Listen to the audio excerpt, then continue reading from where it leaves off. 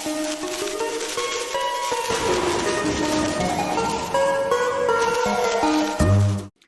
everyone, it's Dash Attack. I hope you're all doing well. So, about a week ago, I saw Puss in Boots: The Last Wish, and for a family/kids film, I found it to be quite mature and insightful. Most children's films today try to stray away from dark or hard topics, which is actually something kids' films used to do. They teach kids hard life lessons in a fun and creative way that they can handle. Take Fox and the Hound, for instance. Not a very happy film, but it does teach kids about strained friendships and time. And what kind of lesson did Puss in Boots have to teach us? Well, how about teaching your child about life and death?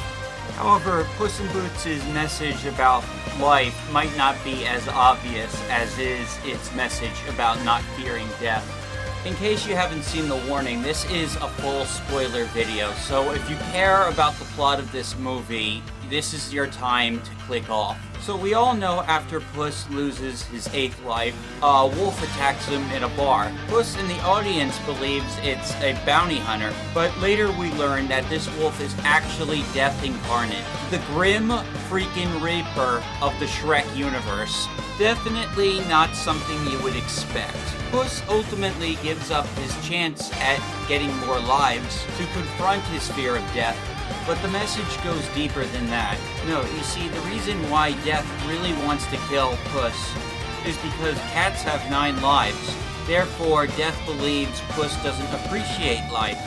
In fact, when you examine the motivations of other characters looking for the wishing star, all of them are dissatisfied with their lives. They either want more of what they already have, or don't believe that what they have is good enough for them.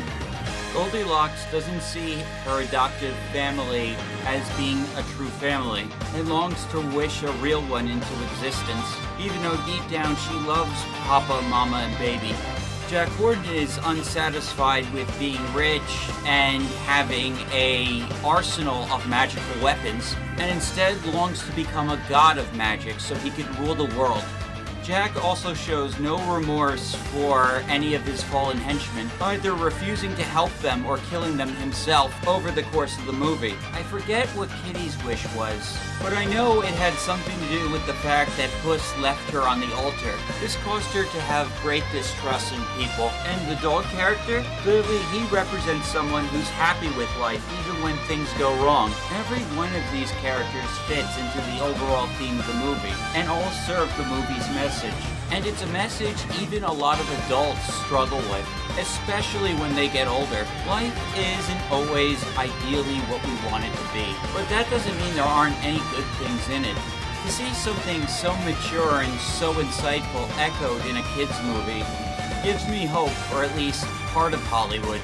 Reflecting on life and death is something we all do in our life, regardless of who we are. Everyone does it at some point. But it's important to not lose sight of what we have. It's also important not to let the fear of death get in the way of us living our lives. The fact this theme was executed so well in what's supposed to be an adventure comedy film, I'm honestly very impressed. I hope DreamWorks can follow it up with whatever their next project is.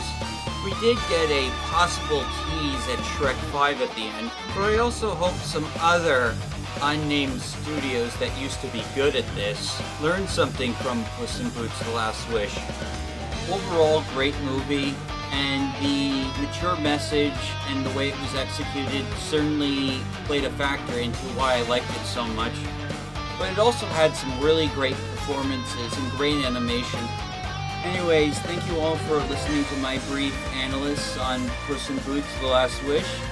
I would greatly appreciate it if you'd like the video and subscribe to the channel, especially if you want more of this type of content. See you all next time.